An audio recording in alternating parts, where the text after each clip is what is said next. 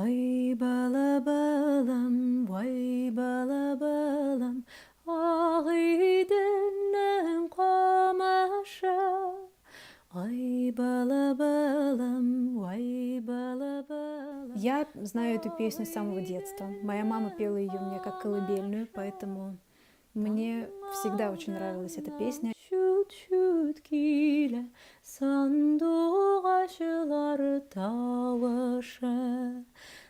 Сложным, пожалуй, для меня было попробовать сделать ее такой, чтобы она могла тронуть сердца не только людей, которые знают татарский язык, для которых она так же, как и для меня, является частью нашей культуры и истории.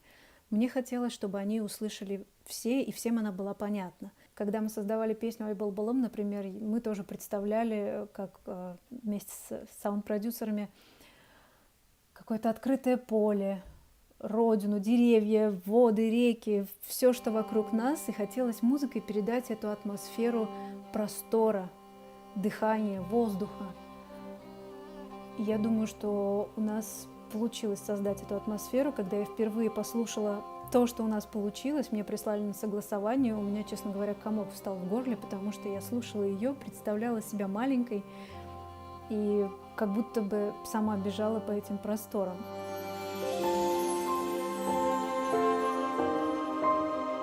Эта нежность, наверное, очень сильно подходила под образ самой Чулпан Хаматовой в фильме именно «Зулейхи». Она, правда, получилась очень трогательная, нежная, тонкая, ранимая, но в то же время сильная. Здесь мы видим, как меняется главная героиня. Мы можем наблюдать за тем, как она из такого тонкого, ранимого создания превращается в очень сильную, красивую, яркую девушку, которая может действительно за себя постоять, которая справляется со всеми невзгодами. Я думаю, не совсем справедливо будет сравнивать один образ упырихи, например, со всеми бабушками. То есть здесь же рассказывается история конкретной семьи, конкретных людей, и это совсем не говорит о том, что все жили так. То есть здесь не сказано было в книге о том, что это постоянная, нормальная, обычная жизнь всех татар. Такого не было. Это отдельная история отдельного человека, отдельной семьи. Естественно, как и у всех, у нас есть как хорошие люди, так и не очень хорошие люди, есть добрые, есть злые.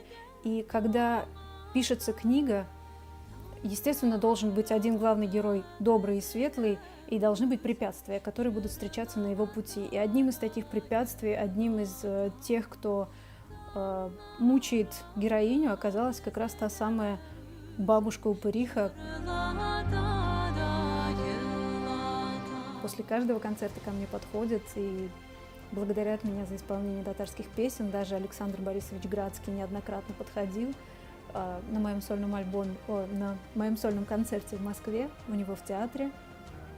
Он подошел ко мне в антракт и сказал практически тоже со слезами на глазах, что что-то магическое в ваших песнях есть, это не передать словами, что тебе очень идет эта музыка. И я действительно считаю, что надо поддерживать татарскую культуру, надо, чтобы татарская музыка жила, обретала новые краски.